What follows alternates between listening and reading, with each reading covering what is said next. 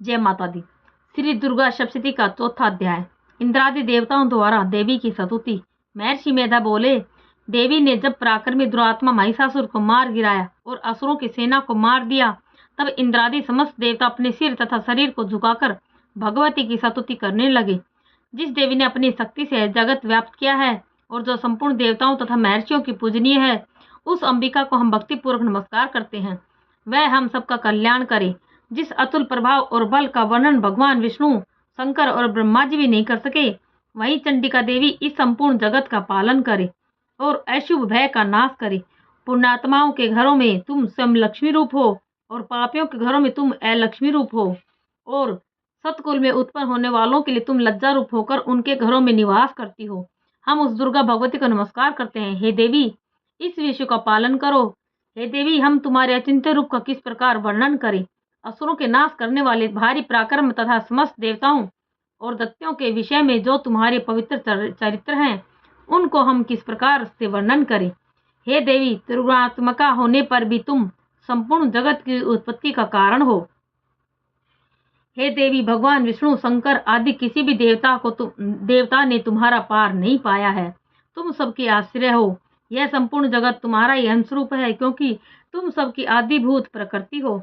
हे देवी, तुम्हारे जिस नाम के उच्चारण से संपूर्ण योगों में सब देवता तृप्ति लाभ करते हैं, वह स्वाहा तुम ही हो। इसके अतिरिक्त तुम पितरों की तृप्ति का कारण हो, इसलिए सब आपको स्वधा कहते हैं। हे देवी, वह विद्या जो मोक्ष देने वाली है, जो अचिंत्य महाज्ञान स्वरूपा है, तत्वों के सार को वश में करने वाली है, संपूर्ण दोषों को दूर करने वाली, मोक्ष की इच्छा वाले मुनिजन तथा जिसका अभ्यास करते हैं, वह तुम ही हो।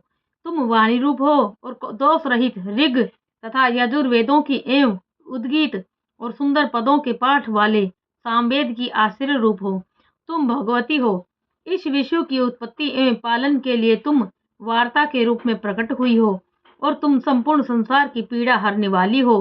हे देवी, जिससे सारे शास्त्रों को जाना जाता है, वह मेधा शक्ति तुम ही हो और दुर्गम भव सागर से पार करने वाली नौका भी तुम ही हो। लक्ष्मी रूप से विष्णु भगवान के हृदय में निवास करने वाली और भगवान महादेव द्वारा सम्मानित गौरी देवी तुम ही हो। मंद मुस्कान वाले निर्मल पूर्ण चंद्र बिंब के समान और उत्तम स्वर्ण की मनोहर कांति से कमनीय तुम्हारे मुख को देखकर भी महिषासुर क्रोध में भर गया। यह बड़े आश्चर्य की बात है। और हे देवी, तुम्हारा यही मुख जब क्रोध से भर गया तो उदय काल के चंद्रमा की भांति लाल हो गया और तनी हुई बाहों के कारण विकराल रूप हो गया। उसे देखकर भी महिषासुर के प्राण नहीं निकले। यह बड़े आश्चर्य की बात है। आपके कुपित मुख के दर्शन करके भला कौन जीवित रह सकता है। हे देवी, तुम हमारे कल्याण के लिए प्रसन्न हो जाओ। आपके प्रसन्न होने से इस जगत का अभ्युदय होता है, और जब आप क्रुद्ध हो जाती हो तो कितने ही कुलों का सर्वनाश हो जाता है। यह हमने अभी अभी जाना है कि जब तुमने महिषासुर की बहुत बड़ी सेना को देखते देखते मार दिया। हे देवी, सदा अभ्युदय देने वाली तुम जिस पर प्रसन्न हो जाती हो, वहीं देश में सम्मानित होते हैं। उनके धन यश की वृद्धि होती है। उनका धर्म कभी स्थिर नहीं होता है और उनके यहाँ पुत्र पुत्रियां और नौकर होते हैं। हे देवी, तुम्हारी कृपा से ही धर्मात्मा पुरुष प्रतिदिन श्रद्धा पूर्वक यह करता है और धर्मानुकूल आचरण करता है और उसके प्रभाव से स्वर्गलोक में जाता है, क्योंकि तुम तीनों लोकों में मनोवांछित फल को देने वाली हो। हे माँ दुर्गे, तुम स्मरण करने पर संपूर्ण जीवों के भय नष्ट कर देती हो और स्थिर चित्त वालों के द्वारा चिंतन करने पर उन्हें और अत्यंत मंगल देती हो। हे दारिद्र्य दुख नाशिनी देवी, तुम्हारे सिवा दूसरा कौन है। तुम्हारा चित्त सदा दूसरों के उपकार में लगा रहता है। हे देवी, तुम शत्रुओं को इसलिए मारती हो कि उनके मारने से दूसरों को सुख मिलता है। वह चाहे नरक में जाने के लिए चिरकाल तक पाप करते रहे हों, किंतु तुम्हारे साथ युद्ध करके सीधे स्वर्ग को जाएं, इसलिए तुम उनका वध करती हो। हे देवी, क्या तुम दृष्टिपात मात्र से ही समस्त असुरों को भस्म नहीं कर सकती। अवश्य ही कर सकती हो, किंतु तुम्हारा शत्रुओं को शस्त्रों के द्वारा मारना इसलिए है कि शस्त्रों के द्वारा मरकर वे स्वर्ग को जाएं। इस तरह से हे देवी, उन शत्रुओं के प्रति भी तुम्हारा विचार उत्तम है। हे देवी, तुम्हारे उग्र खड़क की चमक से और त्रिशूल की नोक की कांति की किरणों से असुरों की आंखें फूट नहीं गई। उसका कारण यह था कि वे किरणों से शोभायमान तुम्हारे चंद्रमा के समान आनंद प्रदान करने वाले सुंदर मुख को देख रहे थे। हे देवी, तुम्हारा शील बुरे वृत्तांत को दूर करने वाला है और सबसे अधिक तुम्हारा रूप है जो न तो कभी चिंतन में आ सकता है और न जिसकी दूसरों से कभी तुलना ही हो सकती है। तुम्हारा बल व पराक्रम शत्रुओं का नाश करने वाला है। इस तरह तुमने शत्रुओं पर भी दया प्रकट की है। हे देवी, तुम्हारे बल की किसके साथ बराबरी की जा सकती है, तथा शत्रुओं को भय देने वाला इतना सुंदर रूप भी और किसका है। हृदय में कृपा और युद्ध में निष्ठुरता, ये दोनों बातें तीनों लोकों में केवल तुम्ही में देखने में आई हैं। हे माता, युद्ध भूमि में शत्रुओं को मारकर तुमने उन्हें स्वर्ग लोक में पहुंचाया है।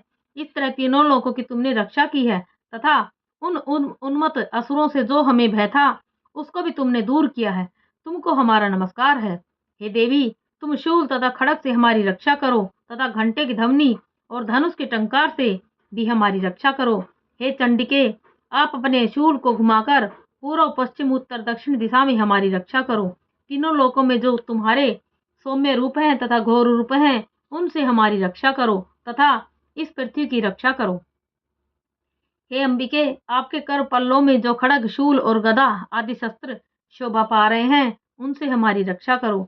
महर्षि बोले कि इस प्रकार जब सब देवताओं के जगत माता भगवती की स्तुति की और नंदन वन के पुष्पों तथा गंध अनुलेपनों द्वारा उनका पूजन किया, और फिर सबने मिलकर जब सुगंधित व दिव्य धूपों द्वारा उनको सुगंधि निवेदन की, तब देवी ने प्रसन्न होकर कहा, हे देवताओं, तुम सब मुझसे मनवांछित वर मांगो। देवता बोले, हे भगवती, तुमने हमारा सब कुछ कार्य कर दिया। अब हमारे लिए कुछ ही मांगना बाकी नहीं रहा, क्योंकि तुमने हमारे शत्रु महिषासुर को मार गिराया है। हे महेश्वरी, तुम इस पर भी यदि हमें कोई वर देना चाहती हो, तो बस इतना वर दो कि जब जब हम आपका स्मरण करें, तब तब आप हमारी विपत्तियों को हरण करने के लिए हमें दर्शन दिया करो।